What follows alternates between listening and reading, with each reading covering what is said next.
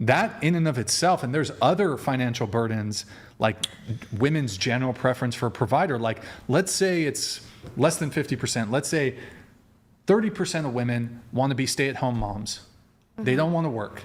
So they're going to be looking to a man to be able to fully financially provide. It's not all women, but 30% of women is a fuck ton of women, enough to create a mating pressure on men that, again, asymmetrical, does not apply the reverse. Most men, I can't move in the dating marketplace and ever have an expectation that women are going to initiate, that women are going to be paying for dates, that women are going to be providing, that they're going to be okay with me wanting to be a stay-at-home boyfriend, and she's providing everything. Is there things that you are looking, like, that's the thing, like, maybe in a woman's, that's what they're looking for, but it's the same thing. Men are looking for certain things too. And I feel like they're more, like, we're like, oh, we want a man who takes care of us. Oh God. Like, you know what I mean? Like, but men, they like very picky on looks and like what's on the outside, I feel like. You know what I mean? Like, we're like, we want a man who takes care of us, like, to be a provider and a husband. I feel like also you want a wife that cooks you dinner and folds your clothes sometimes. Like, I think a girl who... Sometimes. Right. Sometimes. See, all the time. Okay, that's the thing. I think that's okay if you want your wife to fold your clothes, but you need to be providing for her. You don't want your wife... Yeah, so that's what I think. It should be an equal... But we're having a conversation about the wage gap. And I'm saying the two things really can't be true at the same time. Women can't say, I want a guy who earns more than me. I want a guy to provide. I want a guy to pay for dates, et cetera, et cetera, et cetera. But also, women should be paid equally. It literally, those two things do not mesh. I get what you're saying. They literally cannot mesh. You're saying that, go ahead.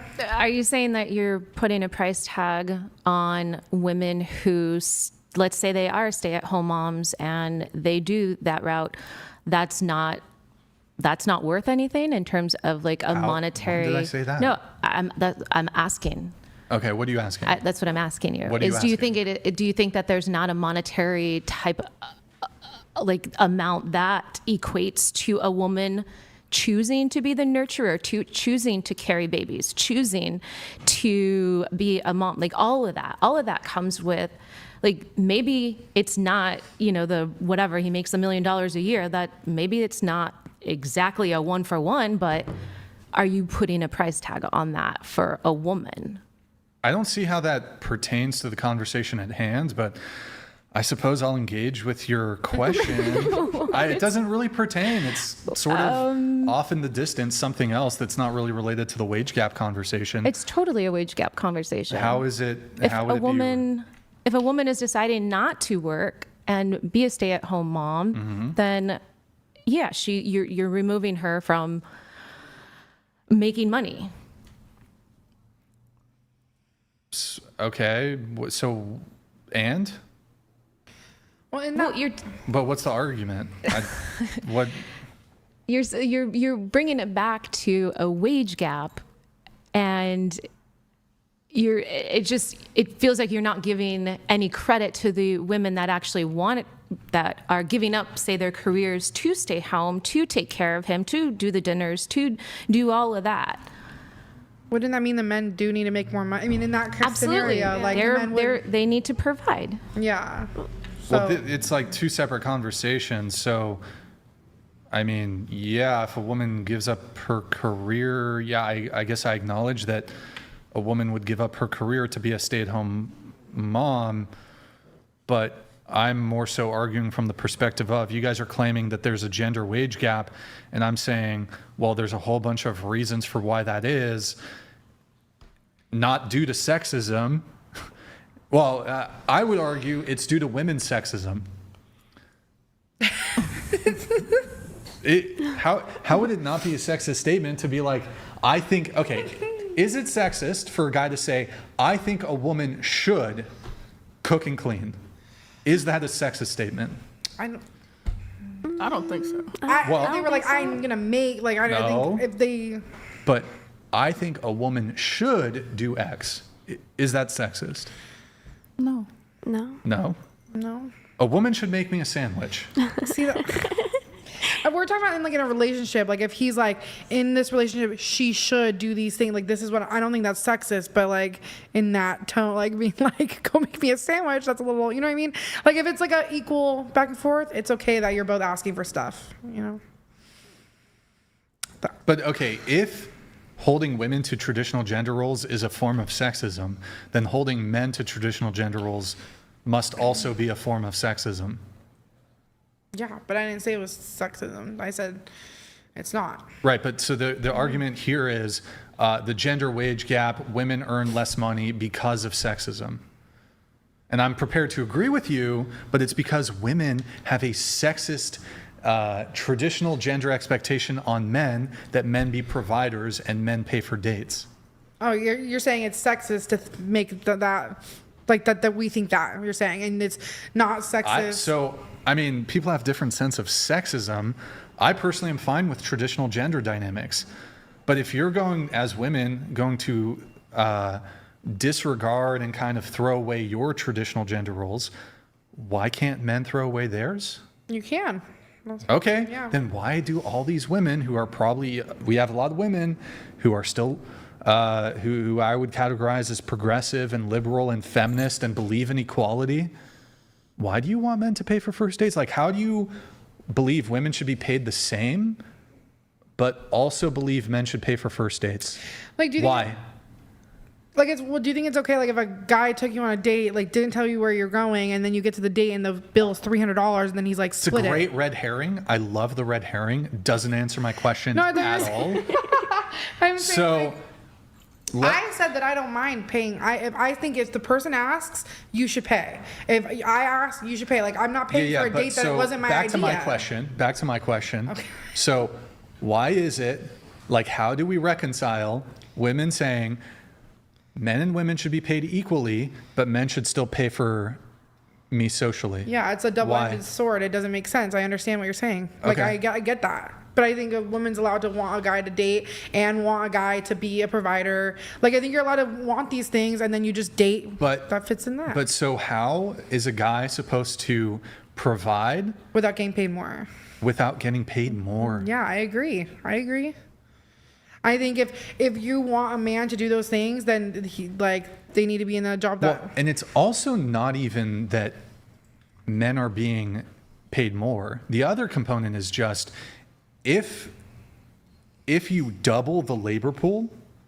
So if before, there was still female participation in jobs, but essentially you had what happened 50s, 60s, 70s, the labor pool doubled. Okay, wages are going to stagnate. And now, in the past, you could support a family on one income. You could support a family, and the income didn't even necessarily have to be all that high. You could work as, a certain wage of job. Now, even sometimes two people who are, I'm trying to think of like a wage range. You have to be an exceptionally high earner to support a family on one income. Mm-hmm. I'm just saying. I didn't put that argument. I don't know down, how you so- reconcile women should be paid equally, but men should pay for first dates. Men should be providers. I agree. How can we provide if you double the labor pool? That's going to start causing a lot of. Look, I'm not saying that women shouldn't work. That's not what I'm saying. But I'm saying one of the downstream effects of feminism and having women enter the workforce. Again, I'm in favor of women working, but when it comes to dating, if we're going to move society in a progressive direction, there can't be a continued expectation that men are going to even economically or financially even be able to provide that which existed in the 1950s, when we've done away with the 1950s expectation that men are going to be the dominant participants in the labor pool. Mm-hmm.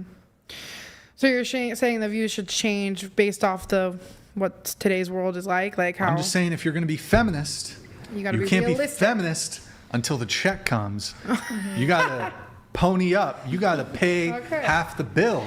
Why are you shaking your head? No, Tell me why. Absolutely not. Sorry. That's why I go back to saying, masculine men. Masculine men will always pick up that tab no matter what. They have no problem Sure. picking up that tab, and they will actually never let a woman pay for it, especially if it's his I love woman. this. Yes. He will not let her pull out her wallet ever. So what do men owe to women?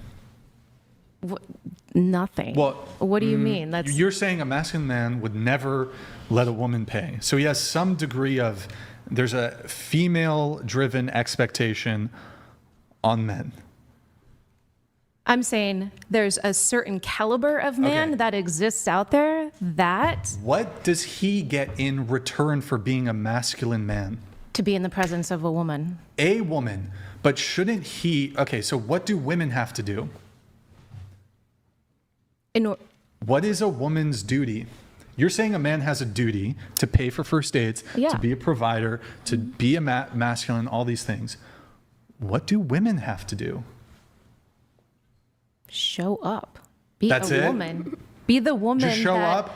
That like. What if I said Do you that? I just have understand to what it is? show Such up. a privilege it is to it's a even privilege. be. Okay, To so have women a are very, privileged. Yeah. No. Yes. Sorry, go ahead. Yes, I do. I do believe that. Yeah.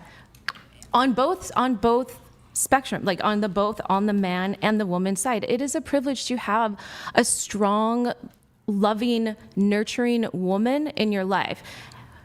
And I will tell you that the ways that we provide for a man, even though it is not monetary, you cannot put a price tag on that. What do you do? Tell me what you do. You said I'm talking about emotional availability. I'm talking about providing like a place of peace, of wellness, of. I mean, there's a lot that women do that it's not just directly related to a dollar. Doesn't equate to monetary. Okay, so should women be submissive?